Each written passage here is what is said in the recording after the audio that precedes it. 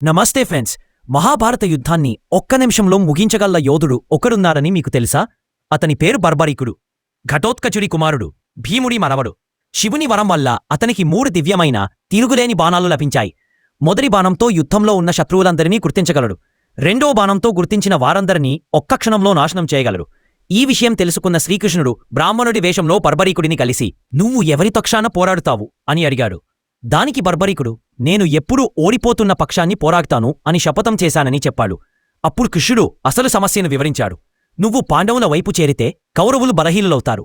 అప్పుడు నీ శపథం ప్రకారం నువ్వు కౌరవుల పక్షం చేరి పాండవులనే నాశనం చేయాలి." ధర్మ సంకటాన్ని అర్థం చేసుకున్న బర్బరీకుడు ధర్మ పరిరక్షణ కోసం తన శిరస్సును శ్రీకృష్ణుడికి దానంగా ఇచ్చాడు. యుద్ధాన్ని చూడాలన్న అతని చివరి కోరికను మన్నించి కృష్ణుడు ఆ శిరస్సును ఒక కొండపై ఉంచాడు. అలా మహాభారతంలో గొప్ప యోధుడు గొప్ప సాక్షిగా మిగిలిపోయాడు. ఫ్రెండ్స్, ఇలాంటి పురాణ కథల కోసం మా ఛానల్ని లైక్ చేసి, సబ్స్క్రైబ్ చేసి, జై శ్రీకృష్ణ అని కామెంట్ చేయండి. ధన్యవాదాలు.